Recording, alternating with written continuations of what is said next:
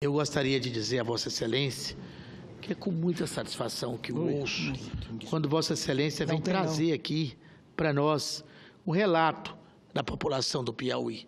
Porque quando a gente anda em Brasília, nas cidades do Distrito Federal, são milhares de piauienses que a gente encontra no final de semana, o dia inteiro, tá certo?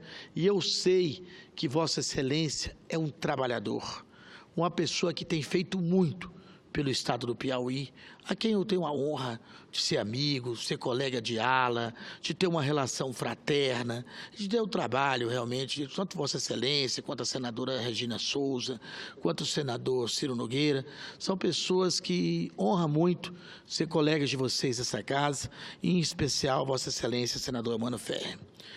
Eu venho aqui hoje falar sobre o passe livre interestadual para as pessoas com deficiência. Senhor presidente, eu não sei se Vossa Excelência sabe, mas ontem, dia 3 de dezembro, foi o Dia Internacional do PCD, da pessoa com deficiência. Aquele ser que muitas vezes é maltratado, que muitas vezes é incompreendido, porque Deus lhe deu um presente de uma dificuldade, de uma deficiência, né? E que por isso exatamente precisa de uma atenção mais precisa dos órgãos públicos, precisa de uma atenção melhor dos governos, uma atenção melhor do judiciário, uma atenção melhor da sociedade como um todo, que são as pessoas com deficiência, o PCD. Né? A liberdade de locomoção, senhor presidente, é um dos principais indicadores do grau de democracia em uma nação. Se uma pessoa não pode escolher algo tão básico como quando e para onde ir, provavelmente não poderá exercer outros direitos, como votar livremente ou poder manifestar sua opinião. Em algumas condições, o direito de circulação pode até existir sem a democracia, mas a democracia não pode existir sem o direito de circulação, senhor presidente. A faculdade de ir e vir, portanto, espalha em certa medida o nível democrático de um país. Não por acaso, a liberdade de locomoção foi consagrada, senhor presidente, consagrada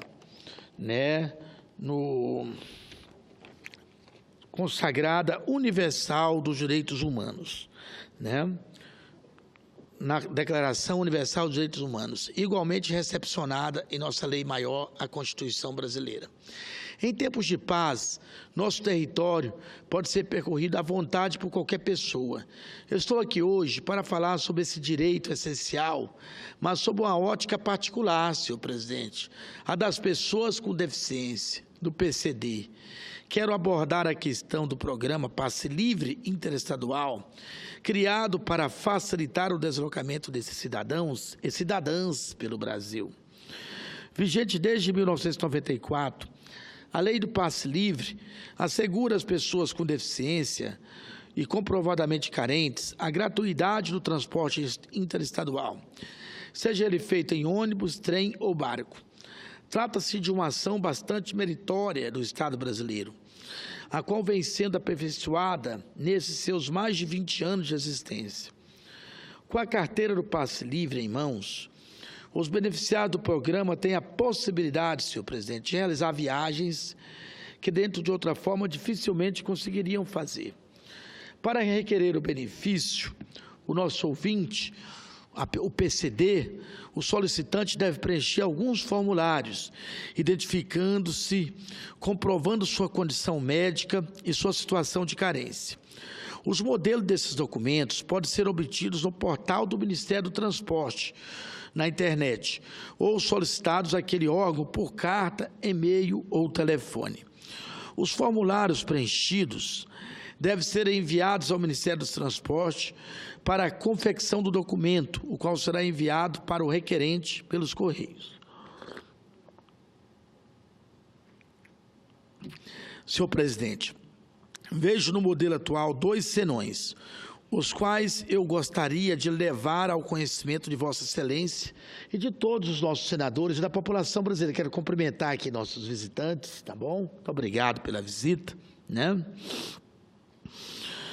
O primeiro deles tem a ver com a obtenção dos formulários pelo solicitante. É verdade que há um leque variado de opções para se requerer o passe livre. E essa variedade de meios atende a maioria da população, em especial quando pensamos na internet. Já são mais de 100 milhões de brasileiros conectados à rede mundial de computadores. Esse instrumento de capilaridade ímpar e grande valor para o exercício da cidadania. Essas pessoas serão bem atendidas pelas opções fornecidas pelo Ministério do Transporte. No entanto, senhor presidente, estamos nos esquecendo de uma parcela da população que sofre não apenas com as deficiências físicas ou mentais, mas também com os déficits educacionais, que são grandes em nosso país. Em 2015, segundo dados do IBGE, o número de analfabetos no Brasil era de quase de 13 milhões de pessoas, ou 8% da população com mais de 15 anos de idade. Nessa mesma época, outro levantamento estimou, senhor presidente, que 27% dos brasileiros entre 15 e 64 anos eram analfabetos funcionais, ou seja, tinham dificuldades para entender o que liam. Esse número sobe para 41% se levarmos em conta apenas os habitantes da zona rural, senhor presidente. Senhoras e senhores senadores, imagine então uma pessoa portadora de deficiência, carente e analfabeta. Como ela fará para requerer esse benefício? Pelo portal do Ministério, por e-mail ou por carta. Isso será impossível, pois o beneficiário ou a beneficiária não sabe ler ou escrever. E ainda que a pessoa solicite os formulários por telefone, como fará para preenchê-los? Esse talvez, senhor presidente, senhor senador Capiberibe, seja um problema menor quando pensamos em grandes cidades, mas ela assume proporções gigantescas se olharmos para os grotões deste país. As pessoas do interior não podem permanecer no limbo, sem acesso a um direito tão importante. Alguma espécie de auxílio tem que ser fornecida a elas. O outro problema na emissão do passe livre diz respeito, senhor presidente, à forte centralização na produção do documento. As credenciais são confeccionadas em Brasília, para só então serem remetidas aos beneficiários. Esse é um processo, por vezes, bastante demorado. Chegou a meu conhecimento que há requerentes aguardando suas credenciais há mais de um ano, senhor presidente. O senhor está falando aqui como é que a pessoa lá do interior do Piauí, que é um PCD, uma pessoa com deficiência, que é uma pessoa que não teve oportunidade educacional, que é analfabeta, vai ficar um ano esperando para poder ter esse direito. Não é, fica difícil. Então, precisamos resolver isso. Eu pergunto, senhor presidente, como enfrentar esses dois problemas? Como resolver as questões dos beneficiários analfabetos e da demora na emissão das carteiras? Vale lembrar que o auxílio às pessoas com deficiência é competência das 3 esferas de poder em nosso país, conforme o ditame constitucional, senhor senador Capiberibe. Desta maneira, entendo que a resposta a esse problema depende da união dos estados, do Distrito Federal e dos municípios. É tripartite, não é do poder apenas. Ao meu ver, senhoras senadoras, senhores senadores, os obstáculos aos quais me referi podem ser superados com a cooperação entre todos os entes da República.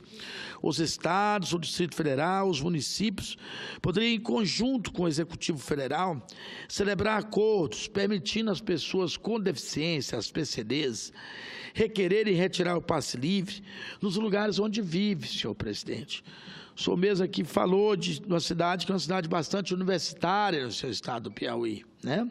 Então a pessoa podia requerer lá tem prefeitura, lá tem órgão público. Assim, o futuro beneficiário do passe livre, poderia ser atendido em postos municipais, estaduais ou distritais, tanto para solicitar o benefício quanto para retirar o documento. Além disso, a carteira do passe livre poderia ser confeccionada localmente, dando mais agilidade a todo o processo. Nesses pontos de atendimento, os solicitantes analfabetos contariam com o auxílio de uma equipe treinada para auxiliá-los no preenchimento dos formulários de requisição. Com o trabalho estruturado Desta forma, senhor presidente, superaríamos as limitações que o programa apresenta atualmente, tornando-o mais efetivo para a população. Com essas palavras, senhor presidente, eu espero estar fazendo justiça aos PCDs, às pessoas que sofrem tanto, muitos deles, com esse presente que Deus deu, que é de ser um PCD, ser uma pessoa que tem um pouco mais de dificuldade, do que a maioria da população. Então, nós precisamos ser sensíveis, se nós formos presenteados com a condição de saúde íntegra, precisamos ter compreensão que as pessoas que vivem a situação de um PCD precisam de uma atenção especial do Estado, do município, da União, de nós, do Poder Legislativo, do Poder Executivo e do Poder Judiciário, né?